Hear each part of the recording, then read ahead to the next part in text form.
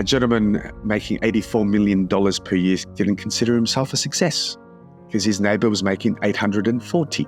I was constantly seeking validation from people. My way of making myself feel good was just working harder. And I tied a lot of my self-worth into achieving and being the best and feeling like, am I good enough? I think a lot of people, the reason why we want all this external success is to fill a hole, because deep down, we don't feel we're actually enough. You're touching on one of the two reasons where fear comes from, that you won't be loved and that you're not enough. And we are more than enough. But the perspectives often don't show that. When a neighbor makes 10 times the amount of money, for instance, than you do, 47% of the time, that's the Harvard study, people are thinking about something other than what they're doing. Being in another place to where their body is. This wishing time away is nuts. Meditate to become a better meditator. You meditate to become a better person.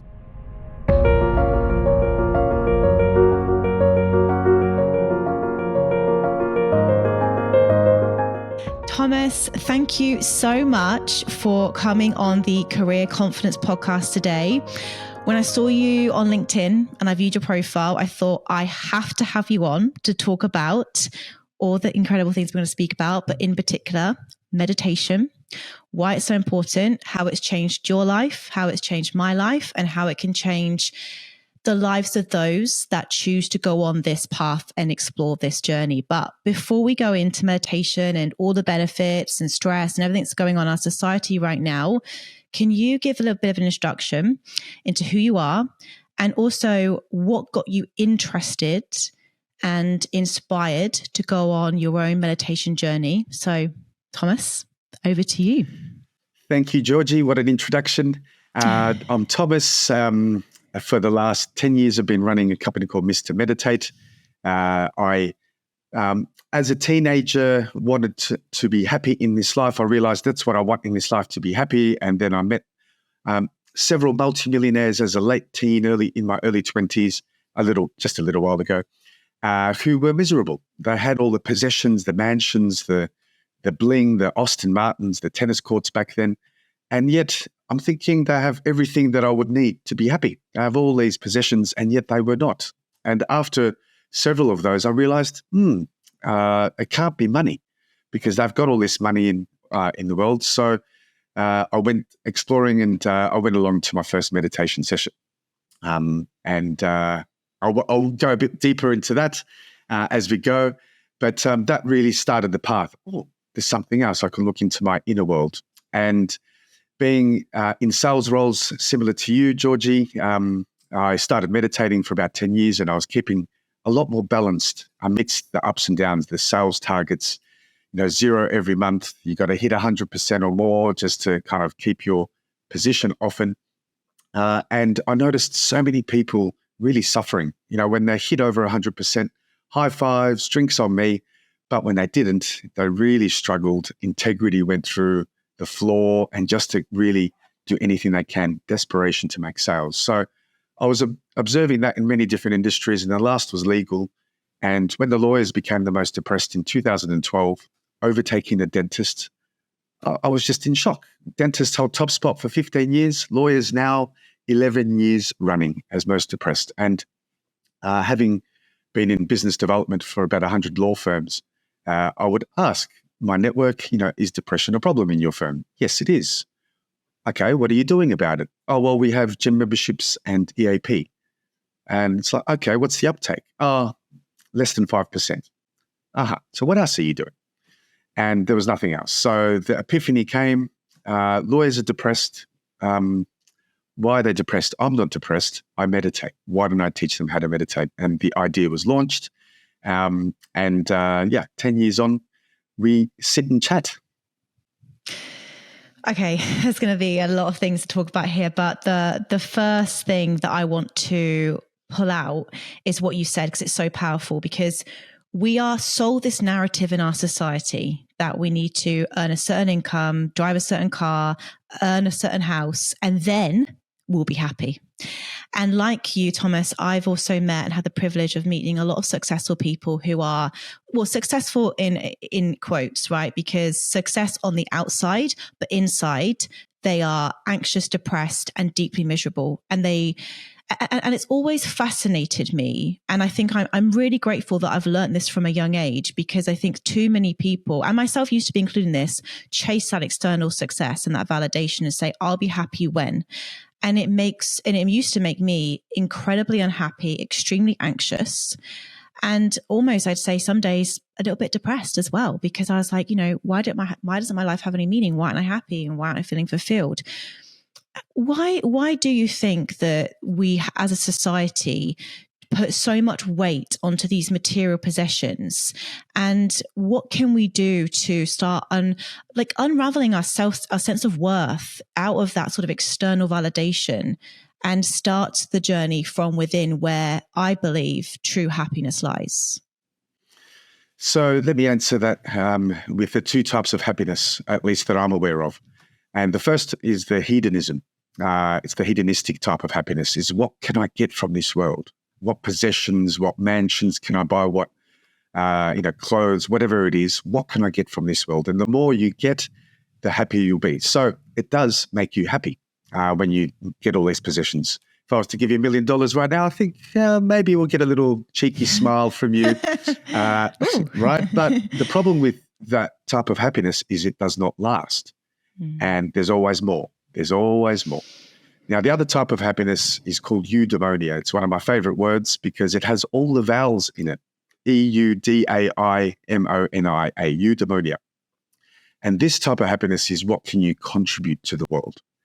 And it's like, imagine a volunteer. They offer so much of their time, their skills, or their volition to help others. And often these volunteers get more than what they actually do for others. And it is a lasting type of happiness. So I think people are chasing hedonism because it's a nice thing they can show off. And I think we've all been guilty of it. And it does make us happy, certainly, but it's like a bottomless well with that. The second thing is that I think in general, still as people spend most of our waking hour attention focused externally. So from the moment you wake up, you switch off your phone, and we'll go into that a little bit, maybe some sleep issues that are happening out there as well. And so we're just focused externally. And we often forget about the internal until, in most cases, there is an issue. Can't sleep, you're stressed, you're anxious, you're out of balance and out of whack. So, and that's my sort of answer on those two fronts as such. No, 100%. We also, we often wait for crisis until we change something, right? And it's like, it's the diagnosis, it's the lack of sleep, it's the stress, it's all of the things that go wrong in our lives. But it's not until we see something that I think we actually do something about it. But what I'd really like to go into now is that obviously you've spoken about that internal world, and meditation definitely is a practice that can help go within and really understand yourself at a deeper level. But can you share a little bit about your journey into how you discovered meditation? Because one thing that I often get as a bit of, I guess, a pushback is, oh, I'm too busy to meditate, Georgie, or I can't sit and meditate, or my mind's too busy. I'm like, that's the reason to meditate. So can you share how you integrated meditation into your own life and the journey you've gone on, building that into your life as a practice? My first comment is, the busier you are, the more you need this. It's like a maintenance tool, a preventative tool, and it helps to improve mental health. So I heard an ad, for those of my vintage who would remember Double TFM, in the year 2000, there was an ad of some meditation guy on a commercial radio station coming to a place called Dulles Brooks Hall, which is now apartments, to run a meditation session. It piqued my interest. I went along with my mother, and it was an Australian guy who had been meditating in a cave in India for 10 years. So really kind of extreme, coming to a city of, it's pretty commercial. And it piqued my interest, had this interesting Indian ancient instrument, one of those sort of, I actually should find out what its name, where you puff it, and works in a similar fashion to a bagpipe. And just piqued my interest, and what he talked about really got me curious. So I signed up to a one-day course. I went along for an 8-hour session. In that, we did 4 20-minute sessions of 4 different techniques throughout, amongst all the explanation throughout the day. The final one was a chanting exercise, and I don't teach chanting these days, but I did try it because there was 300 other people in the room, and I felt, well, of course I'm going to do it just to give something a go. And there was, after that 20 minutes, there was like a pause. He said, just keep your eyes closed and just feel all the different vibrations going through the room. It's really powerful. So I bought a cassette tape and chanted all the way home. My partner at the time said, what the hell has happened to you? So it was rather like a bit of a radical act all of a sudden. But this teacher went back to India, and so I started searching others. And over the next 2 years, I came across about 20 or more techniques. And I really enjoyed the techniques, but I didn't like the rites or the rituals associated. Like put a dot on your head and you'll be holy, or shave your head, or wear white for purity, or whatever it was. And I loved the techniques, but I did not want to participate in those rites and rituals. And I'm all about it. If that's what you like and what you want to do, wish to do, by all means. But I felt that it wasn't a necessary component. And then serendipitously, I stumbled upon a 10-day silent retreat called Vipassana, and that was the transformation. Leading up to it, the girlfriend at the time, right outside the retreat, said that she'll sleep with somebody else if I go to this retreat. Oh my gosh. And I looked at her, well, I guess if you do, we're done. If you don't, I guess we're still together. But I'm going on this retreat. I've just taken 10 days off. Being a silent retreat, my mind started chatting. There's no new information. We're meditating 10 hours a day, every day, something completely foreign and different for me. And when not much new information comes in, stuff starts coming up to the surface. Is she not? Is she not? By day 7, I was ready to murder this guy. What guy? It was all in my imagination. Couldn't sleep. If you took a photo of me at the retreat, it would be a wonderful Instagram picture. What a great meditator. Look at the posture. But inside was a complete storm, was a complete circus. And couldn't sleep, ready to run away to solve those issues. But I ended up just staying on the advice of the teacher. Look, just work through it, just observe it. And then all of a sudden, this wave of calm it was like came upon me. And I can't explain it rationally, but this compassion started beaming out of my heart. Because why would a person that close to me, or anyone really, want to hurt another person? I'm going to help this person. So that was my absolutely radical transformation from reacting to information or circumstances to responding how I choose to respond, which it is that choice at every moment in time. Much easier said than done, but it's a work in progress. Yeah. Wow, I just had to pause there and to say how powerful that is. And it's really interesting how you went on that silent retreat without the external stimulation coming in, and what came to the surface, and probably things that you didn't even realize that you're still working through, or memories or things like, because one thing that I've sort of noticed through my own sort of meditation sometimes is the constant like overcoming process of, oh, that's still there. That's interesting. I still need to work through that. Or, oh, that person, that what they did to me 10 years ago. Oh, okay, maybe I've got to work on a bit of forgiveness. But it's that constant overcoming process. And I think especially at the beginning of someone's journey, that can be very, very hard because, isn't it that study that people would rather give themselves an electric shock than sit with themselves for 15 minutes? That just absolutely blows my mind. But can you just talk a little bit more about that 10-day silent retreat, and when those thoughts were coming up and those visions and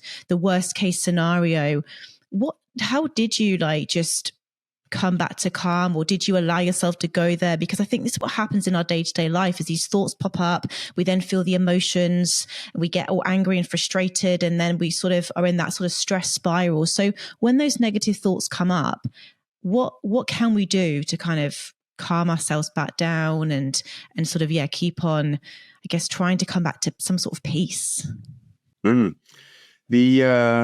I guess part of this retreat, and really generally the practice, it's a practice of purification.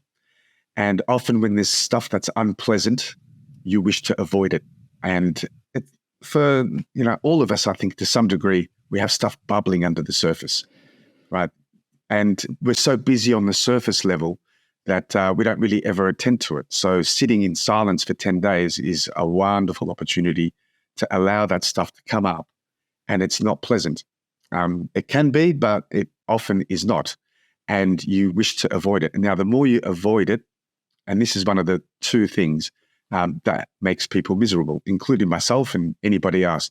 If you avoid things like thoughts or circumstances that you need to attend to, or if you have cravings for things. So if you avoid the negatives, I don't want that.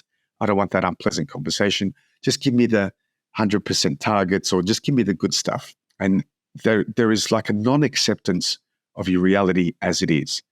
And for me, the big shift was that the logistics to get home from that retreat would have taken me 4 hours. And I'm already thinking, by the time that 4 hours comes, I would, everything would settle by that point. And, is it really worth it? So I was able to just to sit and observe my thoughts like a fly on the wall and watch it rather than interact in it, be swept up in that deluge, in that whirlwind. I was able to sort of hover above it. And it was fascinating. And I accepted that the thoughts were there. And then I was able to move on, from those. So it comes to the surface. It can be pleasant, can be unpleasant, but you just observe your reality as it is. Not the way you want it to be or don't want it to be, but as it is. So that's a really powerful lesson that I experienced about misery. Yeah, it's and I think as well, what I learned when I sort of noticed when I started becoming more conscious throughout meditating more, is there was a period where more things surfaced that I didn't particularly like.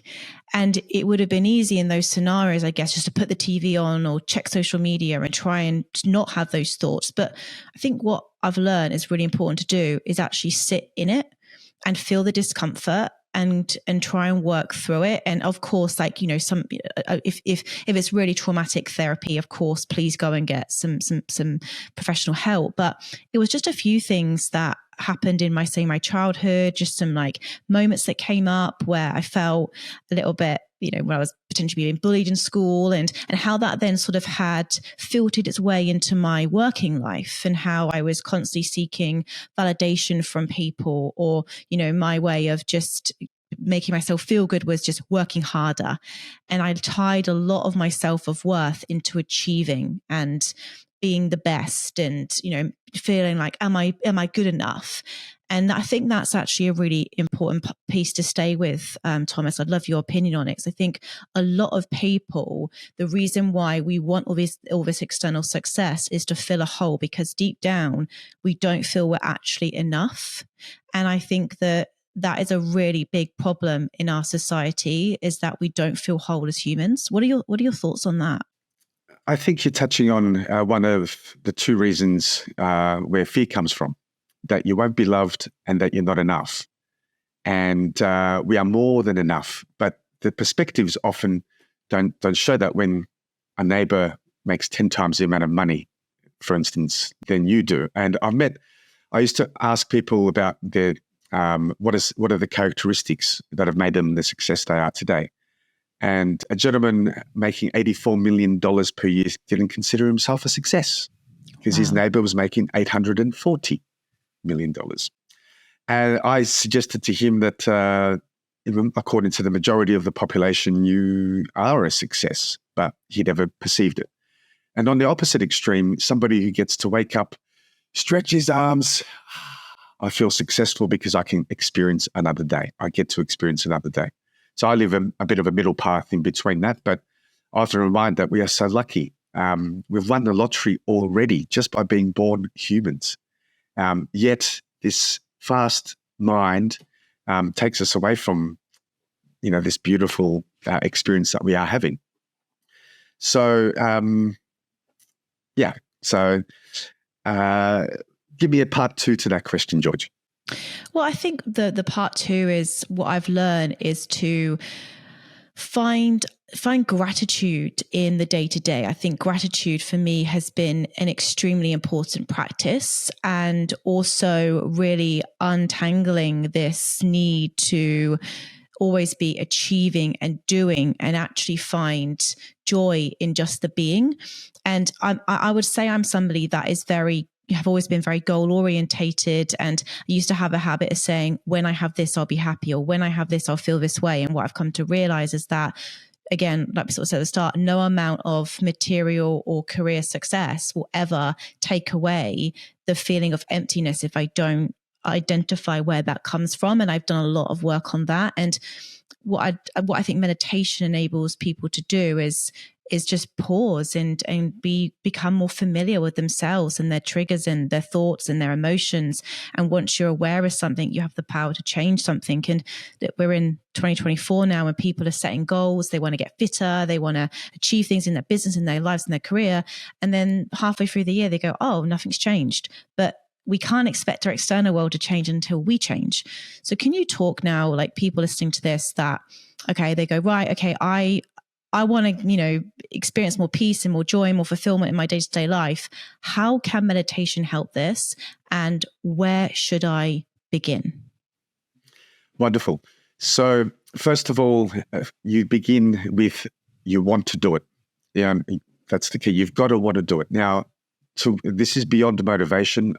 These days I say stuff motivation, because motivation waxes and wanes. I've facilitated to over 70,000 participants. So I've seen some patterns over the last decade. And I say stuff motivation because I've been clapped off stage. Oh, that was wonderful. I feel great. I'm really going to do this. And I'm excited. Someone tells me they're going to do it. Wonderful. I feel like my work is even more fulfilling by getting somebody on this path, obviously, if they want to do it. But then I walk in the corridor and I'm getting people, it's like they're starting to avoid me because they haven't been doing it. There's that meditation guy. Oh, no, I said I was going to do it. I haven't been doing it. And, right. So don't run it. And so not working with motivation, because, yes, at the beginning, you'll be all motivated. Yeah. And then a couple of months later, it becomes a distant memory because one day you had maybe a hangover, or you just couldn't be bothered, and the next day didn't come. So we really work with identifying your why. Now, your intention, your volition for wanting to do this practice. What are you looking for? If it's to improve your sleep quality, you've heard somewhere along the lines that meditation could help. That's a wonderful reason. If you're stressed out, you want to reduce stress. If you're anxious, if you're depressed, or whatever the symptoms are. Now, these are usually 80% of the time they're negative. People are drawn to this practice when there's an issue, when there's a crisis, or when they can't sleep, whatever it is. But then there's the 20% who everything's going pretty well, and they're just looking for ways to take it to the next level, right? So my first tip is to start, start small, but start. And even taking one step in that direction is progress. And a 1% improvement shows progress, and your progress is more important than perfection. And you keep taking these little 1% steps, and before you know it, the changes start to become obvious. Now, often as you go, you may, it's actually, I think, a pretty common thing. I'm not sure if this happened to you, Georgie, that you're wondering, is this working? Am I doing it right? At the beginning, I'm just sitting here. Is this what it's supposed to be doing? So having a guide, somebody to help get you on the initial course with your training wheels, whether you use an app, whether you go to sessions in group sessions, whatever it is, whatever your style of learning is, some training wheels are pretty good at the beginning. And Headspace, the app, is a wonderful, training wheels for so many millions of people. But then over time, to lose those training wheels so that you are not needing any equipment, not needing any apps or any tools, so that you can meditate whenever you need to or want to. So there are many intro courses, and I say this as a guide because the second thing is you need to design it to suit you. Right? There are hundreds of teachers, if not thousands, millions of teachers out there. Everyone's got a slightly different angle because they've had their own teachings. But take whatever you want from whatever teacher. It could just be one, but then design it to suit you. That's a wonderful, very important factor, that you don't have to stringently follow this path if you're really resisting it. Number 3, regularity.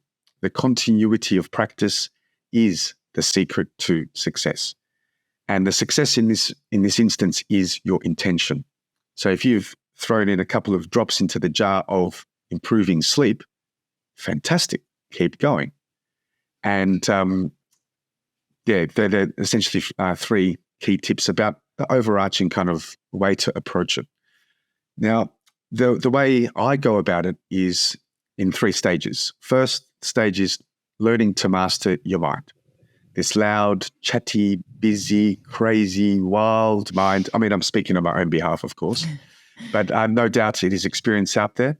So learning how to master it, and that is through the form of concentration. So like attention training, focus on your breath, focus on an object, focus on whatever it is. And what will happen is you start to focus, because everyone can focus on something, but keeping your attention on it, this concentration, that's where the challenge is, especially in this day and age when you have those little devices that have a wonderful way of getting your attention dozens, if not hundreds of times a day. So we are all told to concentrate at school, but we're never taught to concentrate. So even at work, concentrate. Not teaching me how. How am I supposed to know this? So it's like a learned through experience skill, and it's not done very well. So stage 1 is concentration, right? You need to be able to keep your attention on something. So we train that so that it makes these 1% improvements. Because without concentration, the awareness or the mindfulness is sporadic, right? So yes, everyone is aware at some point in time and noticing things, but then often lost in thought, ruminating about what's happened, the past, or projecting into the future about what's going to happen, what's the boss going to say, or how am I going to pay my mortgage this month, whatever the circumstance, right? So stage 1, the concentration, stage 2, the awareness, and stage 3 is the wisdom. And wisdom comes from awareness. Without awareness, the wisdom cannot be developed. And this is separate to IQ. There are many, many brilliant minds out there, such high IQs. And let's take the example of people who build an atomic bomb, right? You have to be pretty damn smart to build an atomic bomb. However, it's not very wise to do so. Now, this wisdom comes from in the form of equanimity. Equanimity is essentially having a mental equilibrium amidst the ups and downs that we've had all of our lives up until this point, and we're going to have for the remainder of our lives. I suspect you have ups and downs as well, Georgie. Just one or two. Mm-hmm. So the measure of your yardstick, or the yardstick of your progress in meditation, the measure of your progress is your equanimity in day-to-day life, especially when difficult situations arise and when crisis hits. How balanced you can remain in those circumstances really changes your experience. It determines your experience. It's a form of attitude. And then the final part to that, and something that you touched on, is the attitude of gratitude. And initially when I started practicing gratitude, I thought, this is a bit hippie, a bit fluffy, and, peace, love, and happiness, and so forth. But what I started realizing way back was that gratitude is a very present-minded thinking process. It offers you perspective on how good you've got it. I've got 10 fingers. Wow, I can do whatever I want with these fingers. How lucky am I? Some people don't, right? So, and this gratitude also, the science is catching up to all of this stuff, which I'm delighted about. But I've known this stuff through experience, as do many, experienced meditators. When they hear the university study and findings, wow, it's so compelling, but they already know this. Now, the gratitude, the recent finding that I've come across is that gratitude increases your happiness levels by up to 25%. And that is because it's present-minded, and happiness only occurs in the present. Like love, peace, freedom, truth, all happen in the present. So this process helps to get you into the present, into the here, when the mind wanders into the past, into the future, the history, the mystery, and you train the mind to be more present, you fall awake to the life as it presents itself to you moment by moment, moment by moment. Now, this want for achievement, this cravings for possessions and so forth, and to look good on the outside is really not worth it if the inside isn't looked after. So in this process, and there's many formal and informal techniques that you can practice, I recommend, especially at the early stages, to have a formal practice where you sit upright in a chair, not lying down, because the tendency is to fall asleep. And I facilitate in corporate workplaces.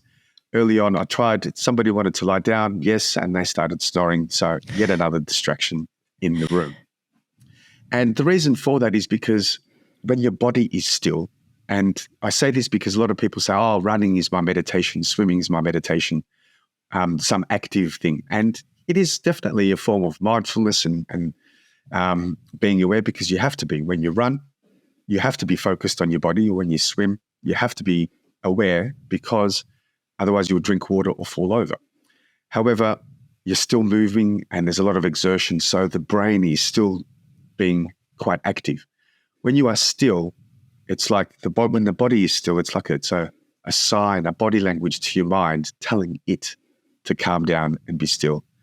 Because let's face it, this unruly mind really does need to be tamed, to be settled down. That's just so powerful. And as you were speaking there, I was reflecting on how, I guess, my journey began. And it began, oh God, over 5 years ago now. And I started with Headspace as well. And that was a really good starting point for me, the guided meditations, just sort of being told sort of how to sort of guide my mind through it. And now I just sort of put down background music on, or sometimes if my mind is feeling a little busy, I'll sit down and just sort of do like a breathing exercise and just sort of follow my breath. But the thing that for me that I've realized, and it's, I think that's the thing about meditation, like anything in life, if we don't see that instant gratification, that's when people go, oh, it's not working for me, I can't be bothered to do it anymore. And I'm sure you would say the same, Thomas, stick with it. Because what I sort of smile at is that, this year, and this has been a really tough year for a lot of people, like you just mentioned there, rising mortgage rates, there's been a lot more layoffs and things. And, I think going into sort of like now in 2024, it's not going to get any easier, right? But one thing I've realized is that this is kind of what I've trained for.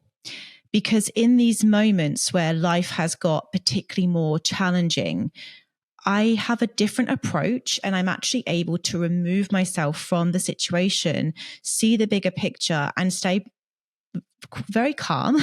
But before, I would be so much more reactive, like, we used to do this, we used to do that, oh my God, like panic stations, worst case scenario, future casting, it's got, I'm going to be broke on the street and homeless, like literally going, my mind would just go a million miles an hour. And what I think meditation's enabled me to do, and having this practice over the last 5 years, is in these moments where challenges come up, I'm very more capable of dealing with them in a calmer, more present manner, and always coming back to perspective and gratitude to be like, well, okay, it could be worse, or like you say, I've got 10 fingers and I can move my body every day, and I have got a roof over my home, and all of these things. But one thing that I remember Tony Robbins saying in a podcast I listened to ages ago when I was just starting my meditation journey is, success without fulfillment is the ultimate failure.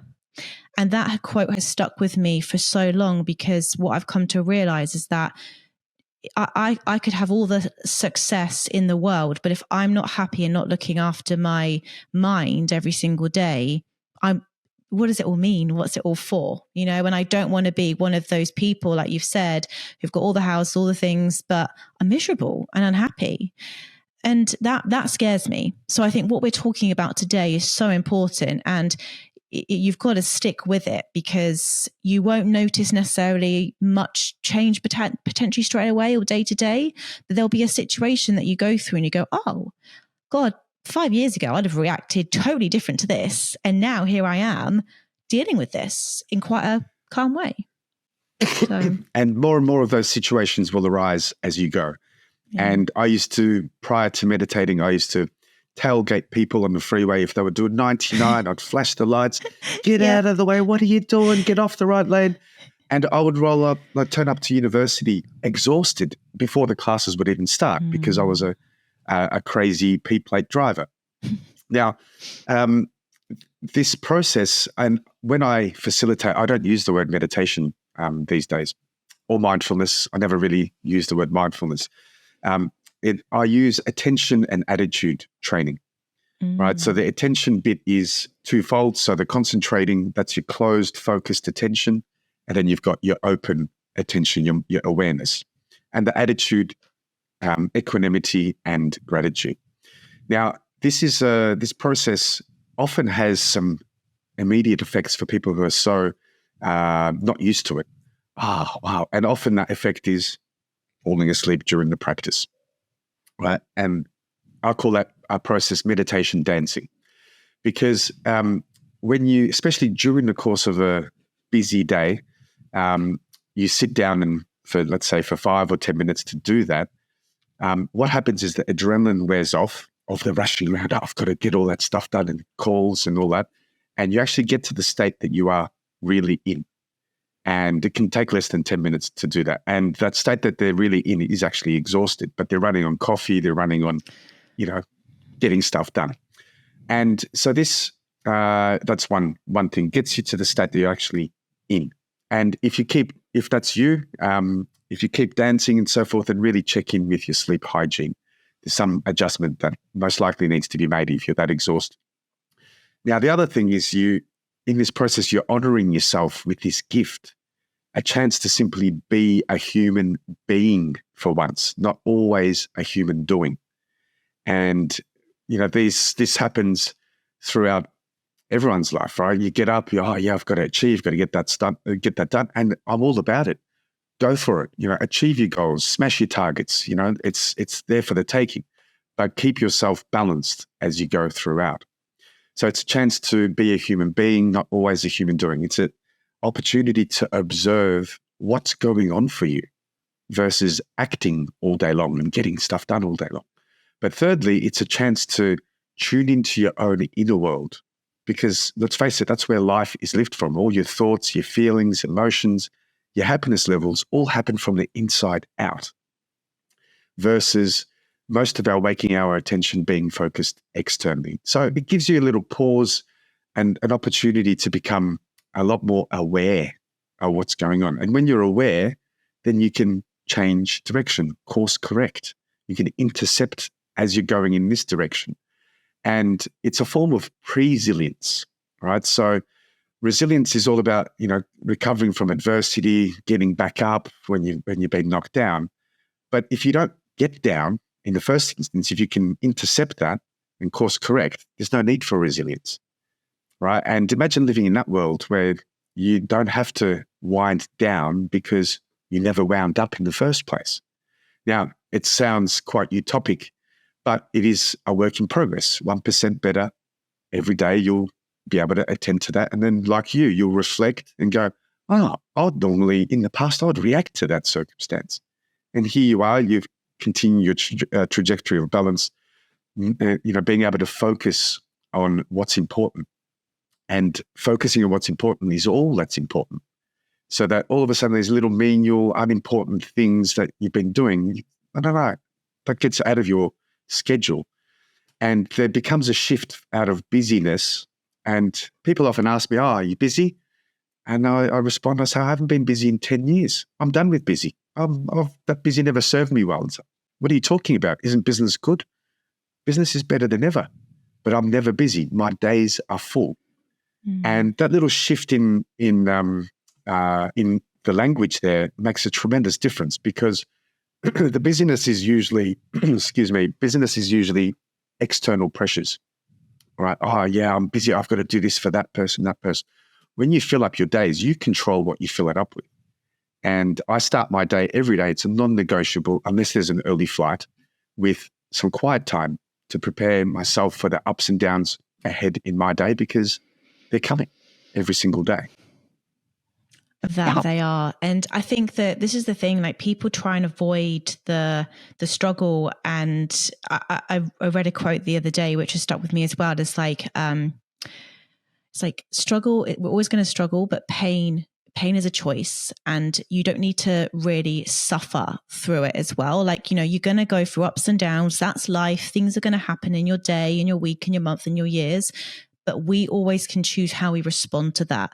And I think what meditation and mindfulness practice and just being aware of my attitudes and behaviors, like you said, has enabled me to do is be more thoughtful in the way that I do react to things, and very also as well, Thomas, intentional with the energy I bring in to my team. And I think that that's the key piece as well. Like a lot of people listening to the podcast, they're going into the offices, they're dealing with their teams, they're dealing with their children, they're dealing with their family. And with as life gets busy and we're constantly under a lot of stress and pressure from external factors, I think it's just more than ever so important to have a practice where we can just sit with ourselves in silence, whether it's 2 minutes, 3 minutes, 5 minutes, 20 minutes a day, and just be with ourselves in our thoughts and just check in. I really do honestly think it's so important to do it, because if we're not constantly checking in with ourselves, we're just going to constantly react to life and what happens and be so unconscious and then wake up one day and go, God, how did I end up here? I think that's part of the problem. Well, it's very timely you say that, because often I encounter people who don't sleep well, and I'm like, oh, wow, what are you doing about it? Oh, drinks or sleeping pills, and they work, but temporarily. Yeah. And you don't really get a good night's sleep. But then what's the long-term solution of that? And then when I was in the legal profession, I would be, already meditating and so forth. I would say Happy Monday to people. And they go, what do you mean Happy Monday? I haven't even had my coffee. What are you doing talking to me?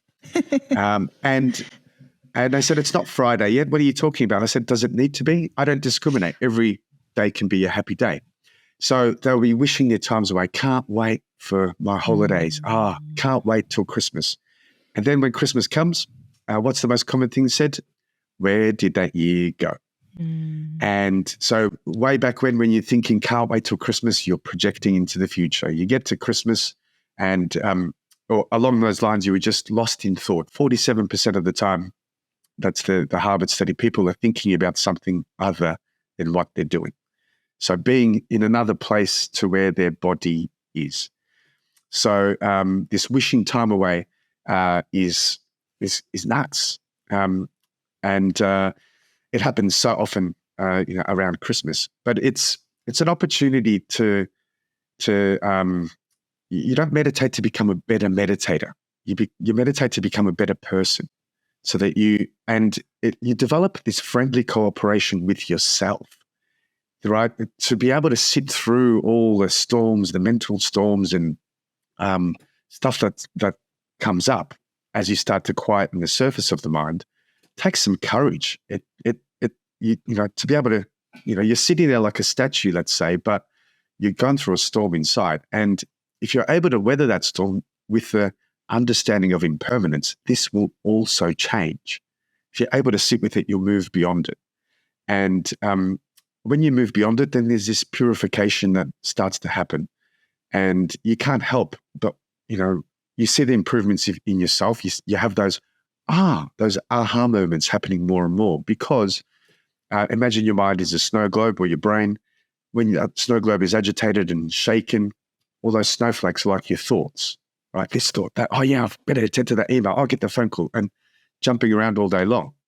And even like a minute or 3 minutes or 5 helps to take that snow globe and those snowflakes to settle, for not only for calmness and for clarity, but for spaciousness, for those new ideas, those aha moments to come in. And most people have those in the shower or on the toilet. And the reason for that is because that's when they come to their senses, right? You got a hot shower, or maybe cold, I'm not sure of your preference, but you have that shower, you feel it on your body, and it gives your brain a break. You are coming to your senses. You have this sensory experience, allows the snow globe to settle, and there's spaciousness. But you don't need to necessarily be in the shower or on the toilet, you can start to have this practice of having a settled mind, and you'll see things differently. You could have walked past that same spot 1,000 times and never noticed because you're always lost in thought. But as you start to become more aware, more conscious about, what's happening on a moment by moment experience, then you go, oh, never seen that before. And it enriches and enhances your experience of this life. But everyone needs to find this path themselves. And, that's why the why needs to be really strong. And if your why is you can't sleep and you've repaired your sleep by giving these methods a proper trial, then there could be otherwise. Oh, I want to improve this area or whatever, that area. Now, you touched on something really, really key, the habit creation. Now, across so many teachers, meditation teachers and so forth, if we could all combine our thoughts and so forth, how to help people develop this habit of practice better, then we would. But everyone's got their own individual thing, their own distractions, their own busyness in life. But 10 minutes 3 times a week, that's the minimum effective dose according to Harvard, right? That's the first kind of threshold to aim for. And everybody that I speak to, I can fit in 10 minutes 3 times a week, no worries. But without the intention, that motivation falls off because something compelling on Netflix has come up. And it happens to go to the next episode automatically. Oh, brilliant, Netflix. So this continuity is key. And if 10 minutes is a bit of a stretch for you, you can do 1 minute. There's this 1 minute relaxation response. If you like, to make this a bit of a practical session, Georgie, I can share this one technique which talked about the breathing you alluded to at the beginning. And I'll start it off by saying we all do this already. I bet you do this already. When you come home after a big day at work, a busy day or full day at work, you jump on the couch and you do. Everybody does this, I suspect, right? I'm yet to encounter a person who doesn't do that. Now that triggers the relaxation response, right? So long as the out breath is longer than the in breath,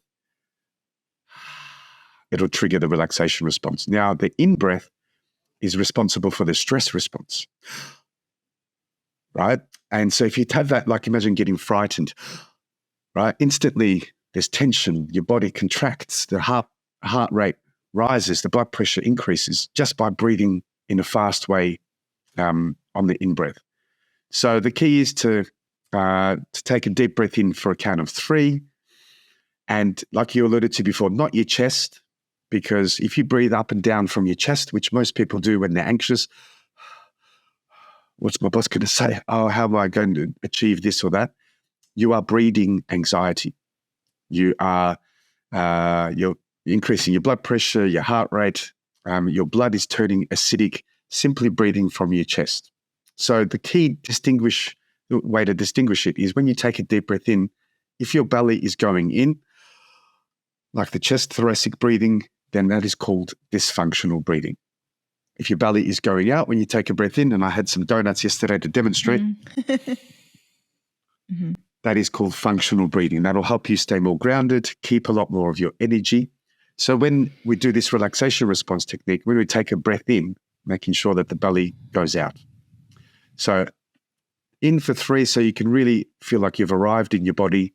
Hold for 2, so you can just feel that you're there, and then out through the mouth for 5. That's sigh. And as you sigh, so keep going as I give some instructions. That sigh, allow the tension, the worries, the concerns, the stresses to just come off you, like you were jumping on the couch. Right? 3 of those little breaths, and all of a sudden you've taken the edginess off. Now, you can do this in a formal fashion. You can close your eyes. You can really sigh it loudly, or you can do it in a boardroom. But if you do it in a boardroom, please don't sigh very loud. I don't want the call from the CEO telling me, hey, my staff are all relaxed and calm, but they're sighing all the time, right? So that's where you design it to suit you. And 3 of those little breaths, just that edginess comes off and you're able to deal with that circumstance. even if you don't like it, or especially if you don't like it, or if you have to work with a colleague who you don't like, you start to develop this friendly cooperation with yourself. And in turn, you may not like that person, but you'll have friendly cooperation because you have been tasked a project or you need to get some sort of, activity done with them. So there's a couple of tips intertwined. And the third little micro tip, which is super important, it took me a little while to really, train myself with this tip as well. And that is about how to stay grounded in the present. Now, we spoke earlier about the focused, closed attention and the open awareness attention. And that open awareness attention we all have. So like you are familiar with the temperature in the room or the light in the room, you're not thinking about it, you're aware of it. So keeping about 25% of your awareness on the fact that you're breathing helps you to stay grounded in the present. Now, how you know that you're breathing must be felt in a sensory fashion. So you can feel the breath, you can feel the belly expanding or whatever it is for you. This is not a thinking exercise. This is a non-conceptual exercise. So you need to be feeling in some way, shape or form that you're breathing. And as you go throughout your day-to-day, like you're listening right now or you're presenting, whatever it is, if you can do that, it'll help you to stay grounded in the present, falling awake to the life as it's happening moment by moment. God, that is so good and so practical and so easy for people just to integrate simple, it. Not necessarily easy. Yeah, very, very simple, very, not necessarily easy. Yeah.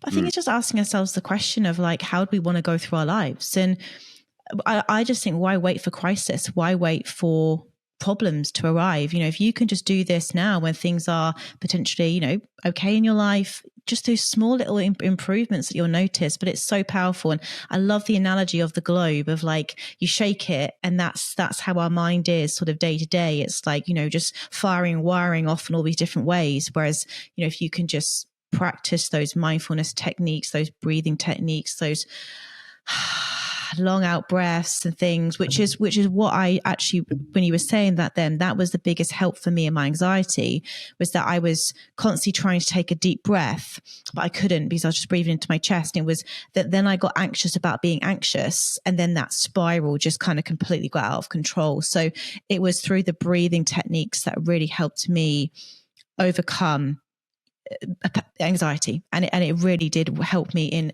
such a phenomenal way. So I highly recommend anyone that's feeling stressed right now, give these breathing techniques a go, because they worked for me, and I hope that they will work for you. I'm confident that they will.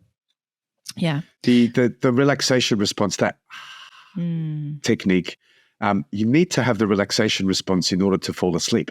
It's another name for it is the rest and digest type of breathing, but also the parasympathetic nervous system. That's what you're triggering for all those scientists out there. And the good news is that when you're lying in bed at night, you can only breathe functionally because your back, your chest can't go up because it's lying in the mattress, unless you sleep on the waterbed, which I don't know anyone who does these days. And often people, you wake up wide at 3 a.m., this massive project. Oh, right. Oh, yes. And then you find it hard to fall asleep. And if you don't fall asleep straight away, because doing this sleep never works. No. The more you try, the more you're pushing sleep away. And then if you don't sleep, then you start catastrophizing. I've got a massive day. And then that just kind of breeds this. So to get out of it, the quickest way to get out of your head is just to come to your senses. And you will be distracted, but if you do these really exaggerated type of breaths, it really helps to shift to the sensory experience. And that's when it's nice and passive, and that's when things settle down. You trigger the relaxation response, and before you know it, and you wake up more refreshed, rejuvenated, ready to go. Incredible. I just know this episode is going to help so many people. And I could honestly sit here and I think talk to you for another hour at least, but I'd love to have you back on as we go through this year to talk more about these practices and maybe go into even more practical steps with the audience and the people that, are sort of looking to get that sort of slight edge and get control of their mind and learn some of the practices that you've spoken about today. But for those that want to find out more about yourself and your meditation or the work that you're doing, where can I send them? Where do you hang out the most? Is it LinkedIn? Have you got a website? Yeah. Where can I send people to find out more about you? At mrmeditate.com, reach out. We're here to support workplaces in this practice. We're truly focused. We do one-on-one training as well and coaching, often with leaders or individuals, but we're out there to enhance workplace cultures and bottom lines, because that's what the CFOs want to hear. How is this good for our people as well as our bottom line? And so all sorts facilitations. And I've recently, it's about to launch actually. It's a keynote speaking business because I've spoken at about 50 conferences. And they've always been in stream this, mindfulness or meditation, stream, BCD. So I've started Tom EQ, which is about equanimity, because everyone I'm finding wants or seeks balance at some point in time, whether it's money, time, health, or, balancing family, work, whatever it is. This equanimity is something that everyone can really, really benefit from. And from, drop-in sessions to, in workshops, themed workshops like Mind Your Own Busyness being our sort of most popular one over the last 10 years, techniques to kind of help you to running courses, to training instructors, to setting up brain break stations in offices where people can go have a brain break, so necessary. We didn't really touch on too much about the brain today, but everyone needs a brain break. And the neuroscientists are saying 5-minute brain breaks a day. Start with one, right? And if you can manage one, then maybe one day do two. And a brain break can be as simple as just staring out into the sky, no phones, no conversation, no disruptions, just giving the brain an opportunity just to go into idle, like in neutral in the car, and just to rest. So important. We will definitely have you back on. There's a lot more I want to touch upon, but I am conscious of time. So Thomas, thank you so much. And I know that your workshops and the work that you're doing is just so important and will be even more important as we, go through this year and go into this really rapid pace of change that this next decade is going to present. And I'm definitely going to get you back on to talk about how we can navigate that change. But thank you so much for today. And yes, we'll definitely stay in touch. One final comment: patiently and persistently, you are bound to be successful. Thank you very much, Georgie.